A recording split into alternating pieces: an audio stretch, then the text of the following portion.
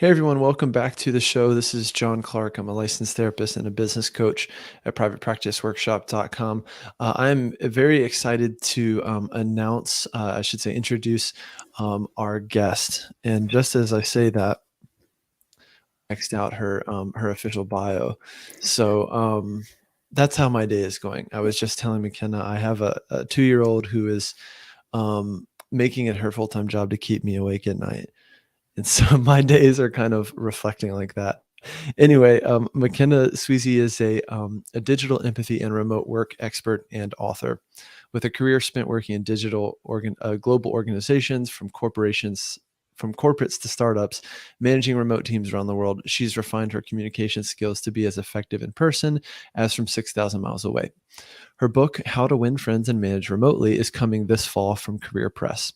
She's also currently the VP of Marketing at a data startup in Silicon Valley. You can find her on LinkedIn or at McKennasWeazey.com. We'll put those links in the description. McKenna, thanks for bearing with me through that fumbling intro, but I'm glad you're Of here. course. How's it going? Great. Thanks for having me. Yeah, my pleasure. So maybe you can expand a little bit on, kind of your background and also, how you got here and also just kind of what you're up to lately with your work. Yeah, absolutely. So I had worked in global organizations for years. After doing my MBA, I moved to London and was working for an Israeli American company with offices all over the world. And then subsequent roles was managing teams, also really all over the world. And this, of course, means a lot of meetings and managing and being managed via video conference, which has its pros and cons. It's great to see other cultures. It's great to have a bigger footprint in your career if that's what you want. But it can also be demanding and a challenge to connect with people and to get the job done virtually. So that's sort of the background. And then the pandemic hit, and I found myself with sort of, a social life that had been decimated. And the book that I had kind of had brewing in me Mm. really came forth, which was great. It was a great use of that time because otherwise I probably would have gone a little stir crazy. And so now I do a lot of speaking and some coaching, in addition to my quote unquote day job, working through what I call digital empathy, which, I hesitate to say that in front of someone who's obviously a licensed therapist because, it's both a technical term and something we just understand socially. Uh, Yeah, tell us more about what that means. yeah. So for me, digital empathy is really the ability to understand the perspective of the person you're connecting with virtually. It's not so much the empathy of like being affected by that person's feelings, like catching the feeling, but really more the cognition, the understanding. You appear happy, sad, stressed, whatever. And I need to, in a business sense, use that information to both connect with you as a human, but also to get the job done. And so being able to read that, whether it's via email or your facial expression or, any one of the millions of clues that we get that are so different than the clues that we get from people when we're in person. Yeah. Um, that's it. Yeah, so a lot of therapists got a crash course in that once COVID hit, and therapists that weren't already doing therapy online were quickly doing therapy online. Some, making that swift transition. Some of us, myself included, had been doing online therapy for a number of years just by happenstance or convenience. Of Mm, I moved to a different state, kept some California clients, and then all of a sudden I'm doing virtual therapy back in like 2015 or something. Feels like a long time ago. And then it became normal really fast to be yeah. working with our clients virtually and managing our teams virtually. And a lot of that has continued, or a lot of therapists, in our audience, and the group practice owners who have multiple clinicians are have a team that is a hybrid, right? Some that are in person and they connect with, and they might live in your city, and some are virtual and whom we've never met. That's how my group practice is currently, in this kind of hybrid team. So kind of the new normal, with the therapy piece. It's interesting because the research on this for us shows that online therapy is, by the numbers, as effective as in-person therapy. Um, I think it's probably hard to measure the nuance though of what's lost or how you make up for, what you lose in Yeah. video and going to virtual. We spent better part of 6 months in graduate school just learning to read, nonverbal cues and respond nonverbally ourselves. And so a lot of that data we get in session in person is all of a sudden reduced to the square that you and I are looking at here on YouTube with one another. So Yeah. yeah, Absolutely. And I think, therapy for the practitioner is a job, and you are trying to do the yeah, best job that you can, which is not so different than other people who are working towards this. And I think oh gosh, I've lost my train of thought. Well, the most interesting part about that connection and about that is that there are now different clues, right? Where you're sitting, what your posture looks like. Anyways, you're getting smaller things, but yeah. they're different. That's That's actually very one of the cool. first places I start, with people, whether Yeah. it's a team member or a client, is, hey, you're in a different location. Hey, you got a different cat or two in the background, or whatever it is, and just trying to connect with where are they, what's going on. People are often in a very different mental and emotional space depending on their location. They might be like, hey, Hmm. I'm back home visiting family, or I have a family crisis and I'm, things are in the background, or I've got kids in the background, whatever it is. And so we are kind of living at work now, for Hmm. better, for worse. I had already been working remotely for the past like 2.5 years before COVID hit, and was growing quite tired of it. And then this thing kept me here a lot longer than I Yeah. anticipated. I'm really interested, in this piece about teams and virtual leadership. We, like I said, we have a lot of group practice owners that either have a full virtual team and they've said, we're never going back to the office. This is the way that we're doing things. And clients want virtual therapy and therapists want the freedom and flexibility to be wherever. Then the big question becomes, how do you build a team virtually? How do you stay connected? How do you build culture? At what point do you do a team offsite, and what do you do with Hmm. that offsite? I mean, all these questions. But where would you start with like a leader who's thinking about this digital, virtual leadership piece? So I think there are three really important considerations. And the first one you mentioned is that at some point you do probably need to get together in person. It is just much easier if you are holding offsites at some regular cadence, to build that interpersonal connection that can sustain you and sort of pay it into the bank that you're going to draw down upon as time goes on. So that's the first one. I think the other thing about remote work is to really prepare for asynchronous work, because of the limitations of virtual meetings. Being able Yeah, to work at your own cadence, to share knowledge as effectively and distribute that knowledge as effectively as possible with the best technology, yeah. Can you yeah. define real quick what Oh, of asynchronous course, work means? That my, of my course. wife is in tech, so I learned like 2 weeks ago, but she was using slang with her team, saying we'll work on this async, and I was like, You'll do what? another piece of tech slang that I'm learning today. But yeah, Absolutely. So asynchronous work is just the work that you do not in collaboration in a temporal way. So meetings are the best example of synchronous collaborative work. Obviously, you're all in the same place doing the same topic at the same time. And asynchronous work can be email, um, depending on your usage, can be something like Slack, can yeah, certainly be working together on like a document and commenting in the sidelines. Oh, change that, change this. It's really anything yeah, enabled where you're not in the same temporal moment while you're working. yeah.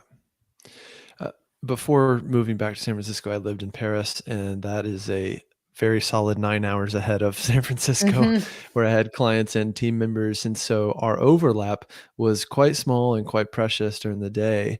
That was a big consideration, right? Or even, again, Mhm. just the mental space I'm in at the end of my day and that they are in at the very beginning of their day, right? And so how do you make sense of that piece and make sure teams are kind of coming together and staying on the same page? So, one of the things I really advise people to do is to start with yourself, because you've always got to start with yourself, and think about your energy as it relates to your circadian rhythms. And you either have like a natural inclination to, at that in Paris 6 p.m. time, to be ready to take those calls, and that's great and that's fantastic. But some people are not going to. and that they have to, change what's going on in their day, whether that's when they work out, go for a walk, have a coffee, anything, to know that that 6 p.m. happens every day, and you have to be ready for those team meetings. And so you have to, rejigger the way you feel about 6 p.m. And it could mean shifting your whole day. It's just putting yourself in that mindset when you have like a necessary way to schedule your day around other people so that you can meet them on that same footing. Um, Yeah. The other piece that becomes relevant very quickly is having boundaries with our work, right?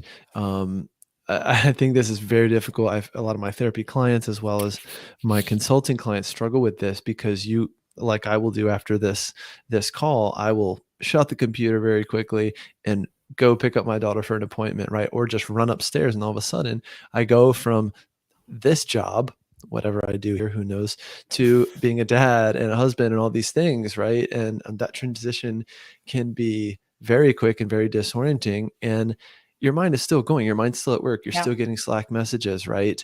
And a lot of people feel that need to always be on or always be checking, or you have people in different time zones. My wife's company just, they have people in Australia now all of a sudden. And so it's like, there's that feeling of obligation of, oh, let me just check real quick, and then all of a Yeah. sudden you're working, 2 shifts a day, so to speak. And the lack of commutes are great Yeah. for telling you that now is office time and now Oh, is I not totally office agree. time. Yeah. Uh, so that is, as I try to both create a commute, Yeah. like as much as you can mentally, whether it's 5 minutes or 20 minutes, Yeah. uh, on both ends. And then also, the problem is, like, everyone has different access to the space that they work in. And if you Yeah. live in a tight city, you are working from the kitchen table. Yeah. And if you're out in the burbs, you can have maybe an office, and Yeah. really delineate those two. So Yeah. any rituals, I always tell people, like, I like to write my notes down at the end of the day. I actually have completely illegible handwriting. I never read the notes again, but Yeah. it's, another It's a laptop ritual. I'm Yeah. closing, Mhm. um, and saying, okay, this is over Yeah. now. I think it's huge. I mean, your brain needs some sort of cue that the day is done and something is changing, right? A few things I suggest to my clients are, yeah, making a list of either what you did today, what you're going to do tomorrow. Um, my friend Kelly, she lights a candle while she's working and blows it out when she's done. Um, Read this book, Deep Work by Cal Newport. And so Mm. I do this Mhm. pretty psychotic thing where you say out loud, shut down complete, and then close your computer. So treating yourself like a computer, but whatever the cue is, right? You Yeah. could say, shiny red balloons and then shut your computer. But and then something physical for me. So if I can, one is change your outfit. Even if all it means is changing your shirt and throwing on a Yeah. hoodie, there's something about that that helps you change, be a little more comfortable. The associations of just being at work or being kind of dressed for work. Same thing in the morning, make that shift as well and be fully ready for the day. And then maybe even just a walk around the block to Mhm. kind of tell to create that separation. And if you can, try not to log back into work again, right? Unless you have a lot going on or it's maybe a busy period of your life, but try to really leave work at work. um, and practice those boundaries, especially if you're a leader, because your team is also looking to see if you're on Slack at Mhm. 11:30 or on Sunday morning or whatever it is, and then they think, well, I should probably do that too. And I'm gonna say something controversial here. I think, Do it. I while I agree completely, we should all be trying to shut down. I think in the demand, and it depends on, you shouldn't be penalized for not being able to do this. But in the demands of a 24-hour global economy, and if you are working with people in Australia, it can be meaningfully helpful to log in for 15 minutes at 8 o'clock Yeah. p.m. Uh, and scoot some things along. But I think it's about being transparent about that, being Yeah. not demanding of your team and saying, I am doing this, I know I'm doing this. And then having the forethought to, if those emails are only to people in your own time zone, or if you can convey that, schedule send. Yeah. But be transparent that, I'm doing this. I do not need you to do this, but like, my ambition demands I scoot this ball forward. Yeah. Yeah, sometimes it's just inevitable, right? And my wife was going through that not long ago with this acquisition. For therapists, we have we have lots of opportunities to keep our work fairly boundaried. The job is relatively simple in that you show up, see clients, or meet with your team, and then shut things down. And Hmm. oftentimes we are in the same time zone or city. And so, um, yeah, there's a lot of reasons why we can often have decent boundaries with work, but a lot of times we don't. And, Yeah. life and work fully bleed into one. And I think part of it for me is just doing it with intention, right? And if you are logging on kind of after dinner, is having some intention about why I'm doing it and what I'm doing, and being mindful of whether it's disruptive for other parts of my life or Hmm. my relationships or whatever it is, or if I'm just doing it because I feel behind, or I feel like, I don't know what else to do. I'm sitting here watching Netflix, so I might as well be on Slack. I don't know what the Yeah. boundary is, but yeah. I've reached the end of Netflix, and so now back to Yeah, Slack. exactly. Well, I'm they have just the looking for autoplay my feature now, so they'll just play another film even if you That's don't how like my, it. Slack feels as well, though. It just keeps going. Yeah. You bring up 2 really interesting points, and one of them actually is Slack, which I think we probably don't talk enough about, and this Yeah, I would applies love to to talk about it. Yeah. other tools that are very similar, but Slack is a news feed, Yeah. essentially. And everyone, not everyone, but a lot of people know about the inherent issues with news feeds because it's a constant stream of information that you feel like you should react to. And that can be stressful. And it can be stressful. It's 9 p.m. Um, and while there's technology that you can set up within Slack or other tools to say, okay, I only want to see these messages between these hours and I want to do this, like Yeah. that that takes a lot of willpower in the beginning. Not everyone has. Everyone should. I recommend everyone do that. And then, things slip through the cracks, and then suddenly Yeah. you're wired and you're already in and you're ready to go. And well, I might as well Yeah. look at everything. So I think you've really, as I would expect, obviously, from someone in your profession, that being honest with yourself about why you're doing it and what you're going to get out of it. I'd never thought about that before. So I'm delighted, particularly delighted to be here with you Yeah. and hear that perspective. And just to tell you, I guess a little bit where I think a lot of therapists are at, even in a group practice that has a small team or even a large team, a lot of group practice owners would say, "What is Slack?" A lot of us are quite behind with technology compared to tech companies. I live in Silicon Valley, and I work with a lot of tech, clients. But it- for us, for my group practice, it's a really powerful way to cut down on email, to Hmm. keep us more connected, to get things resolved quickly, and even for the kind of team culture piece to have like fun channels. Hmm. Um, I'm not saying this is a total replacement for creating company culture, or that's like, okay, I created a fun Slack channel, now we Yeah, have team culture. we're done. But we a while back, we were talking in our team meeting about, we see teenagers in the practice, and there's some teen slang that will just floor you, and it changes so fast, and of course none of it's the kind of stuff we said when I was a teenager. And so someone made a Slack channel for that, and now we share new teen slang that we learn every week, and it's quite fun. And someone mentioned it recently in a job. We were interviewing a candidate, and they were like, "What's the culture like?" And they mentioned how fun that channel is. So I'm like, "Hey, I'm glad you guys like it. It was someone else's idea." You could probably sell that information. Yeah, I know, right? Just create like a There's an Instagram there. encyclopedia. Yeah. I think also what's great about Slack, and whether or not it's a replacement for email, and for everyone, Slack is a work tool and it has boundaries. Email has even better boundaries because it has a subject line, and that's an indicator of what's to come. And so you can choose to open or not open depending on Mm. how effective someone's been on this warning. Slack is not quite as good. And then if you get down to something like text messaging, like that can be incredibly invasive in a professional Yeah. setting. Right. There's Right. no subject line, there's no warning, and you're Yeah. texting with your mom about something, and now suddenly you've like got a work piece of Totally. information. So that's about another thing, an example of like how can I set boundaries using the technology I have, and it's a part of culture. We don't do this, we do this. This is what we use to convey this type of Right. information.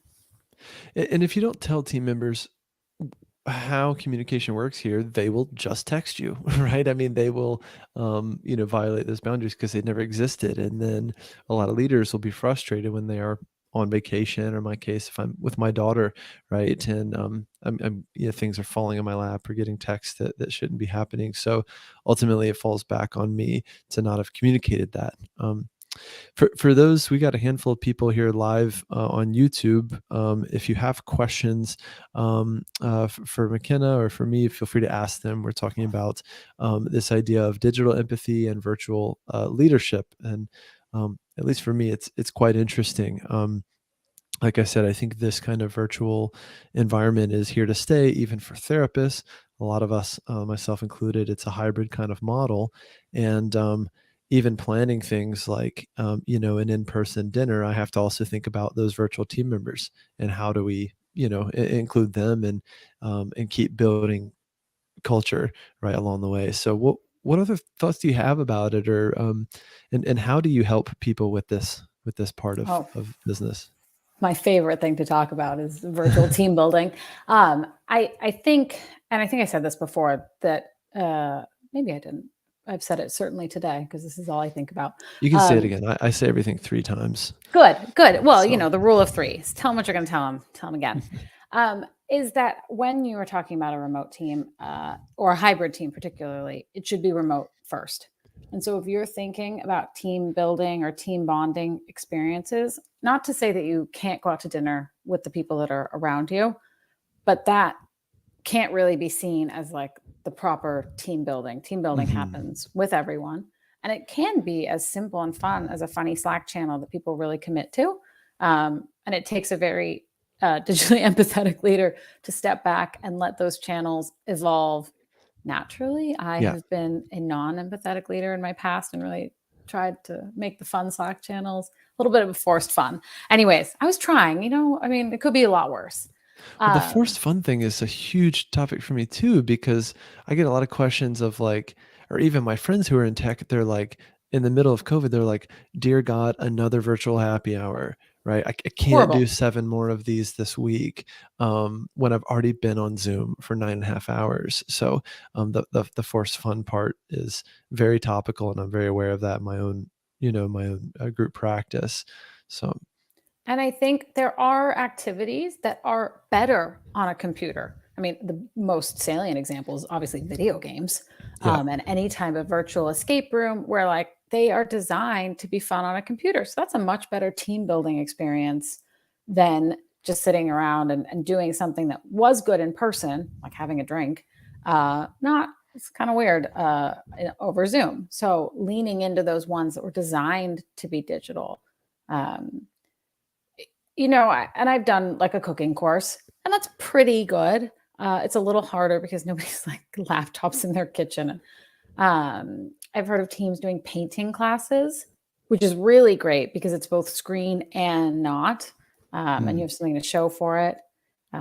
My favorite game is Zoom Bingo. That's a long term. It's an asynchronous hybrid team building event where I'm trying to catch you doing something over the course of meetings over a month, wearing a blue shirt, wearing the same shirt 2 days in a row, with your Christmas tree still up in the middle of January, whatever the Oh, funny, wow. it's a bingo card. Yeah. Um, so that it also drives presence in meetings because we know that sometimes people are like typing and looking the other Yeah. direction. Oh, And that's fun. It's like a scavenger hunt. And is there like exactly. a website where you play this, or do you just create it like on your own? I can find it there. Well, probably anyone could Google this. There is a website where you can make a bingo card, Yeah. and you can just come up with a list. I'm pretty sure I have one on my website. If you just look at my team building blog posts, Cool. um, but you can also just come up with them on your own. What are things that are part of the culture already? Yeah. Because some level of teasing is appropriate in some cultures, and some level is not in a more formal culture. Yeah. We have a question that's kind of what we're already on here. So the question is, what are other ways to promote connection in company culture virtually? And we're talking about fun, which is perhaps a form or a gateway to connection. But how do you get members, feeling connected to one another? And even in the case of, let's say, new team members that don't have the experience of, a week of in-person onboarding and going to lunch with their manager and their team and all that sort of stuff that I went through years ago in my first agency job. Yeah. I think there are a couple of spectrums I like to think. So as a manager, you want to sit there and look at the next, let's say, 6 months of the calendar and say, we need to have at least one thing a month that we try to drive people together, because and probably more so than you would have had in a normal office, because there is this like this distance, this dehumanization that comes to looking at through someone through a screen. So one of the things I like to think about is like the spectrum of skill building to fun, because there are lots of team building events, like a virtual public speaking course, Yeah. which is both a bonding experience and a like a business Yeah. experience. You could do Obviously, like a Zoom. virtual trust fall where you just fall in your own Yeah, room and no one yeah. catches Oh, you. awkward. Into Um, your laptop. maybe, yeah, I should probably think that through more, but And then obviously there's the delight. Another thing I like to think about is collaborative versus competitive events. Competitive events can really like galvanize a team together because you have an other. So whether that's like an escape room where you have like two teams mm, competing against each other, or the bingo, things that are competitive get people excited. Obviously, you yeah, don't want to drive too much competition. That's a wedge, yeah, but then there's collaborative, mm, and you can do a lot of things that are collaborative. Again, escape rooms are collaborative and competitive because you do it together. You yeah, can do There are other games that allow you to pool your resources yeah. and achieve things. Um, There must be a virtual version of, those dunk tanks when you throw a softball and you hit the lever and your boss gets dunked into a tank. Dunked. It's right up there with the virtual trust fall. Yeah, getting pied virtually, pie in the face. Yeah, we gotta get creative here. Yeah, but Hmm. in all seriousness, you're it's interesting to think about the kind of elements, that are within these exercises or activities rather than just throwing something out there again, like the virtual happy hour, and then people are just sitting going, yeah, I've been sitting with this dude for 9 hours and now it's just an extra hour with a drink and Yeah. I'm obligated to be here. Yeah. I think another one is the intimacy of these events. You have some team building events that are extremely intimate. Take something like, I don't know if you've ever done life mapping, but where if life has an average level of ness, and you plot 3 points that are above your average extreme happiness and 3 points that are extreme lows, and you draw it, and you show it to your colleagues. And so you can do this very much virtually. And it's extremely revealing. It often leads to tears. And that's something you walk away from in the right circumstances, feeling like, okay, I now know more about this person. They've really opened up to me. And that can be great for some teams. Obviously, for some, it's way too much and like totally inappropriate. Hmm. Um, or you could have something like a Myers Briggs test. I don't know how therapists feel about those, Oh yeah, but it's they're a little pretty bit valid. revealing. Yeah. Yeah. In it's not like the worst thing that ever happened to you, but it does say, who am I? What kind of person am I? Yep. In a way that's Yeah. fun and businessy. Yeah. Yeah, I like it. I mean, man, as therapists, we are gluttons for, like self-exploration and self-disclosure. So there's no problem there. Another question here, is can you elaborate more on digital empathy and the application? Yeah, I guess how it works to kind of show digital empathy, or even we went back to that Slack piece. Let's face it, a lot can be misconstrued. When you remove tone, or when you're in Yeah. the rush of things, and you're like, drop a comment on Slack, or in my case, I'm sarcastic a lot, or make really bad dad jokes as of the past 2 years. So lots of occupational hazards on my end, but I'll let you take it away. Yeah. So I think digital empathy is putting yourself in a position where you're both going to read as many cues that are nonverbal as possible, and then give others around you the opportunity to react to your own richer cues than just say the words in an email. So reacting to is noticing differences. Is my colleague speaking more animatedly, less animatedly? Like, are there changes in their body language? Tension, where they're sitting, camera on, camera off. It's really Yeah. mostly like changes in the patterns of behavior Yeah. that you can get used to. I And find it oh yeah, so easy just to sorry to no, no. when I hop on Zoom calls just to go right to the business stuff, 'cause I guess it maybe it unconsciously feels like more work to, Hmm. just kind of check in or hang out or, have tea as, my mentor used to say, so I don't know what that is or just the impatience or part of me not wanting to be on Zoom any longer than I have to be, but Hmm. that feels like a bit of a block to me. That I'm, It's not super interested in transactional. solving. No, I'm just kidding. Yeah. Yeah, it is. It's a business tool. You don't go into it in the same way that you do in a Yeah, social situation. yeah, So, reading those cues, trying to get them, being more open about asking how people are doing, which is a little bit what you were saying. We have to remember to build it in, and to be thoughtful about trying to check in with people. Obviously, not everyone is forthcoming, or they may not want to share, or they may not be able to, but at least putting it out there, because sometimes you are going to get an answer that's really helpful. Um, yeah, and then for your own communication, uh, I emotions are contagious. Like, I don't need to tell you this, but they are contagious, obviously, in person. They're even contagious over email.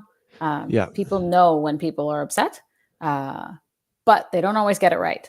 So, one, yeah, I am notorious for my use of emojis, and I hate saying this word in public, GIFs, um, yeah, because they yeah. I'm glad it's do you saying it, not convey. me.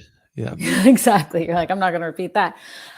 They do convey, usually, if you're using them correctly. Now, you mentioned the teenagers and the slang. There's some some evolutions, yeah, but generally, a smiley face means a smiley face, and a wink means, yeah, take this lightly.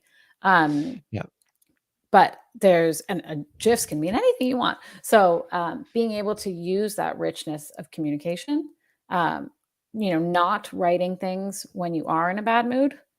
Sometimes I like to copy and paste emails from when I knew I was in a good mood, yeah, and just be able to use that same language and that same tone, because yeah. today I can't. Um, So it's like some people, the iPhone's default setting is at the signature of an email says, "Excuse, pardon my brevity. This was typed on an iPhone." You mhm, know, mhm. yeah. Which in Ex- my case, it would be part of my moodiness. My daughter didn't sleep last night. You could I'll just be have a ball kind about tomorrow. 'em. Yeah, exactly. A little banner. Yeah, A small banner. But yeah, that's really quite valid. And I think we probably, you could, and I'm sure, I don't know. I've worked with lots of jokesters, and putting up funny Slack backgrounds that are conveying different things about your yeah, mood or making fun of someone else. We do have some visual tools to say things, to people about how you're feeling today, or you can just say it. yeah. No, that's great. Um, I guess another piece that I'm thinking of is with therapists that I work with, we work a lot on mission, vision, and values. And the values piece, getting clear on the core values of the company.